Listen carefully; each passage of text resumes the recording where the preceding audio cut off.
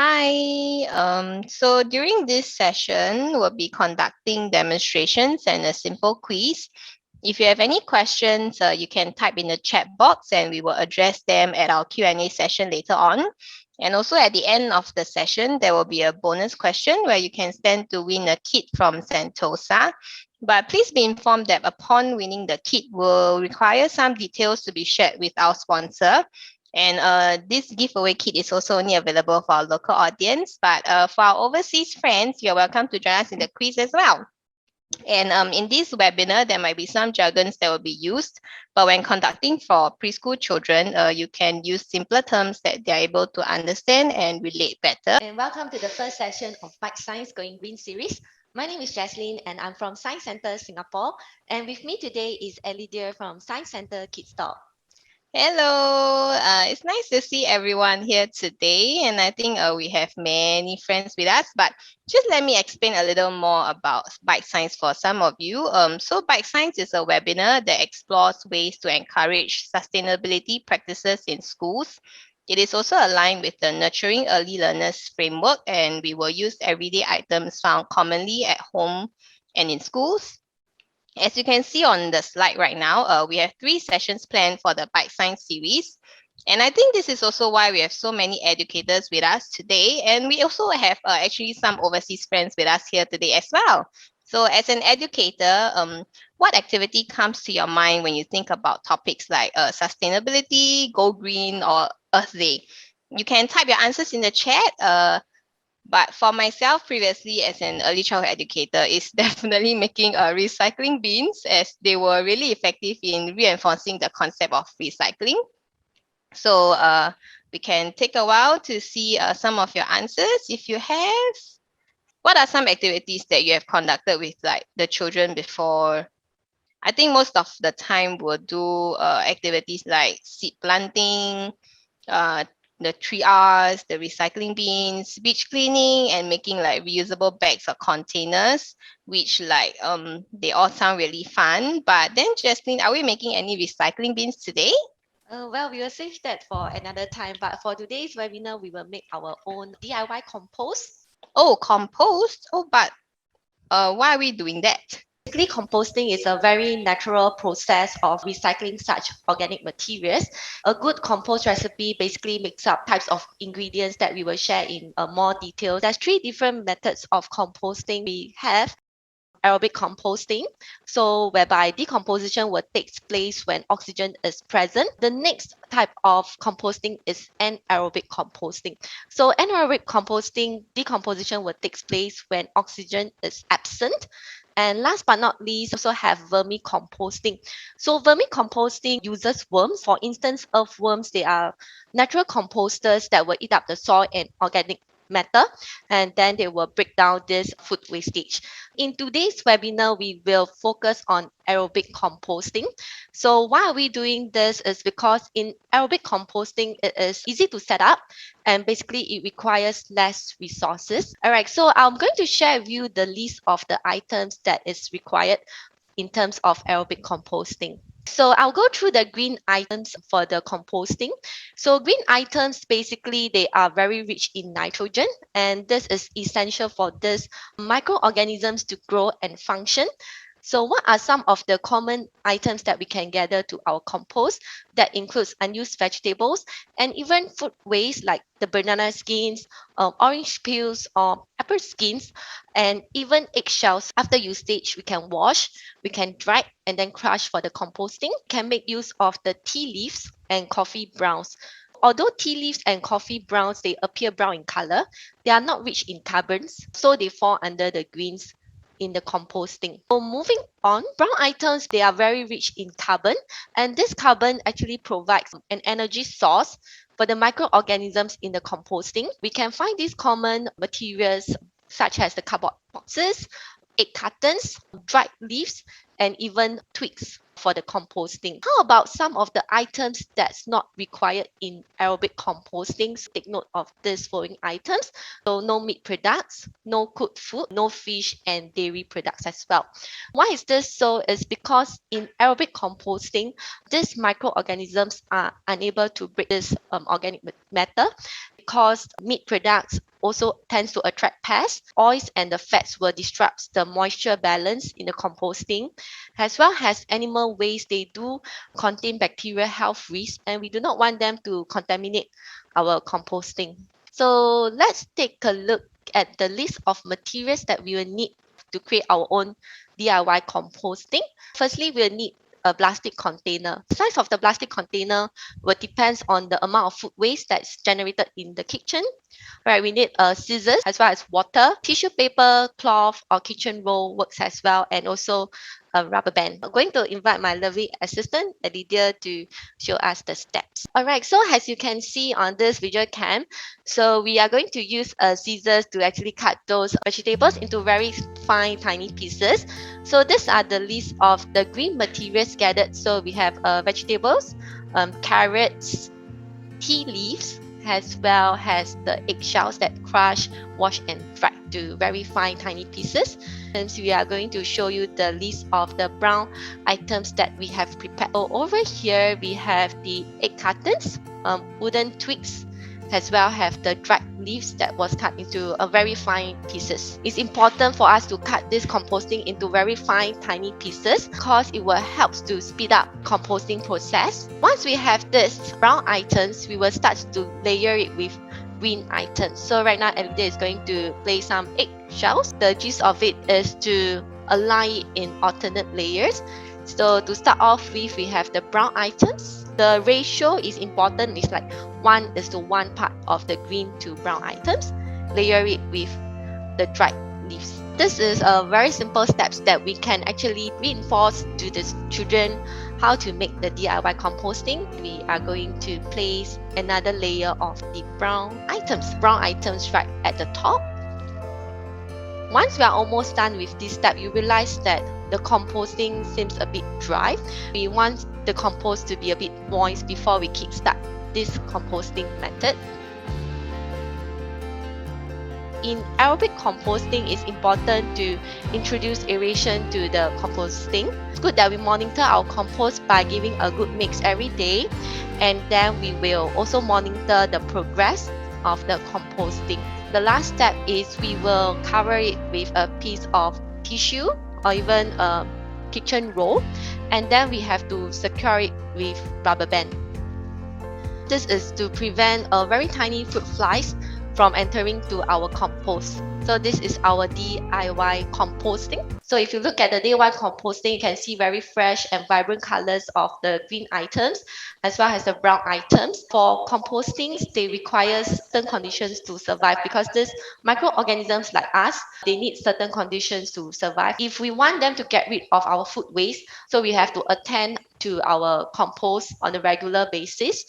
After day 1, then we can see that there's apparent changes at week 1 and week 2. You can see that the green items have broken down, and then the color starts to be less vibrant. Now for these brown items, normally they tend to break down at much a slower time compared to the green items. So we can actually start to kickstart the composting method by adding more green items as well. For composting, it's best we look at the certain factors like temperature wise. Normally for composting, we put it in a shady and open area. And in terms of moisture, we need to ensure that we do not add too much of the water in the aerobic composting, and that might affect how well the compost will work. So I'm going to share with you some tips and tricks for the composting. All right, so we cover the list of the green and brown items.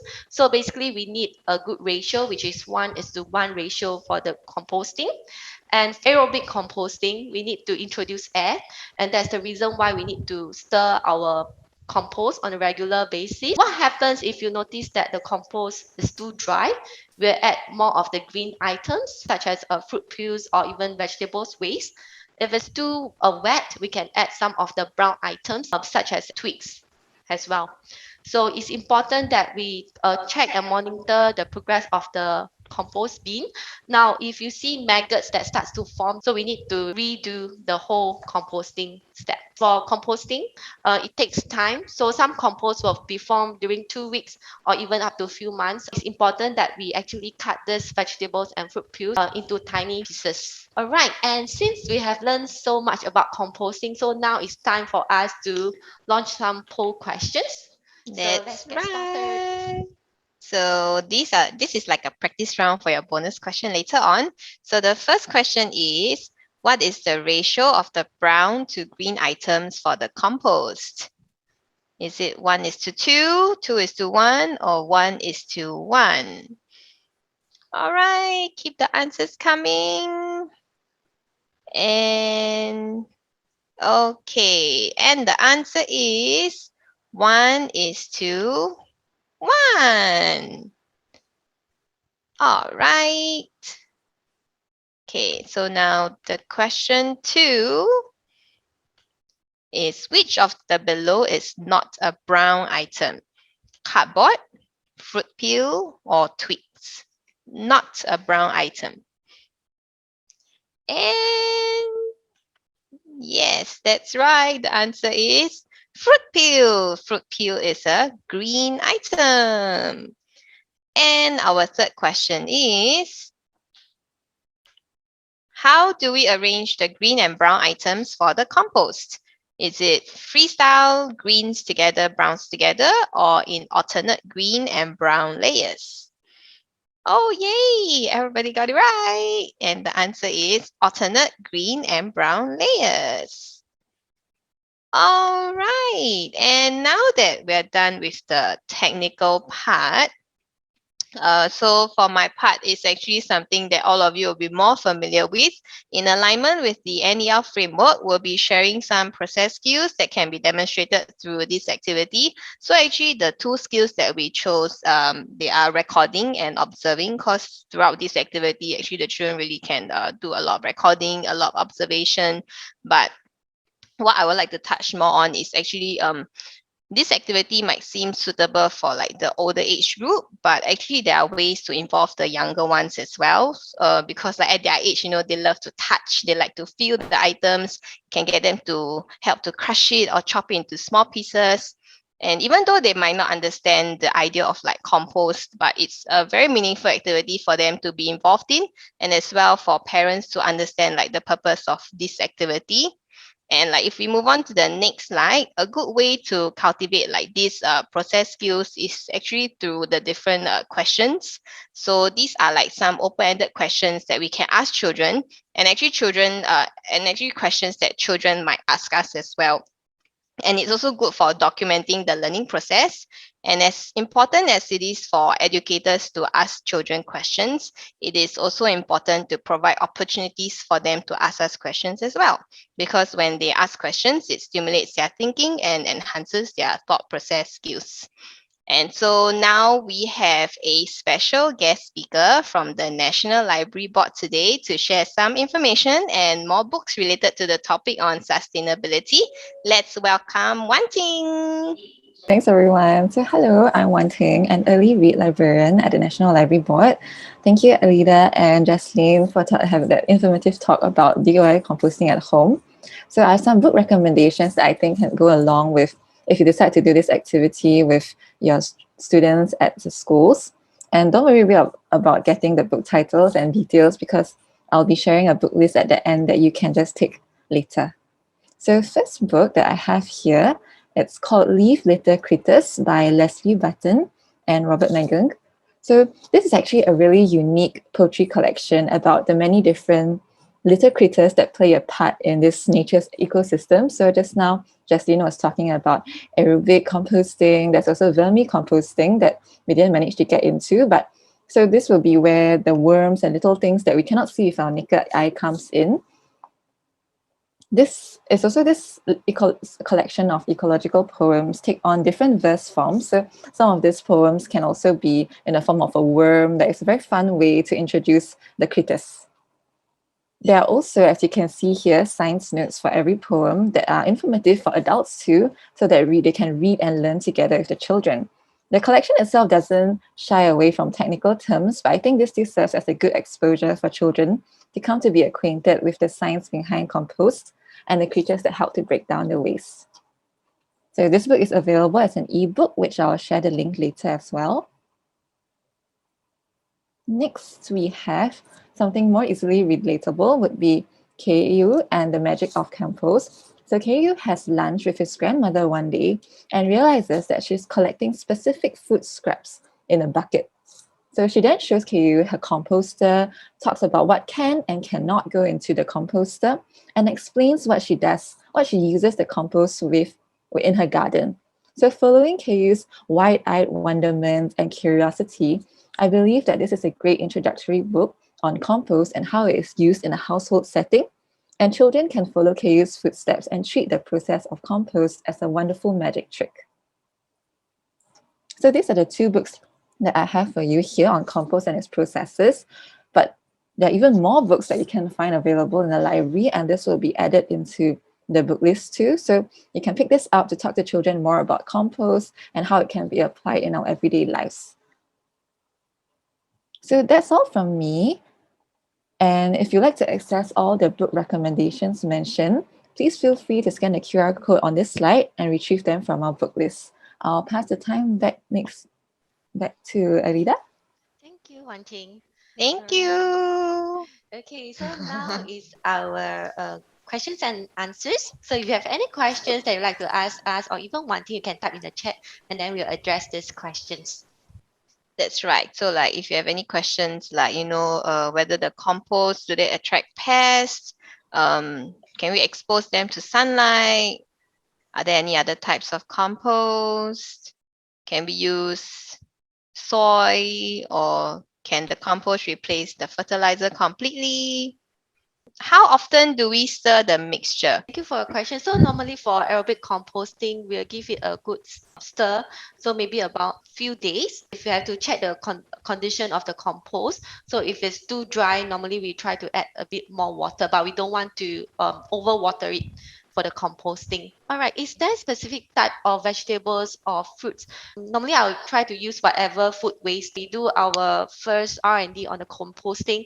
We added too much water and then it starts to have maggots that starts to form, and that my compost died sadly, so I have to restart the composting. So we learn along the process when we do the aerobic composting. We have another questions on recycled paper.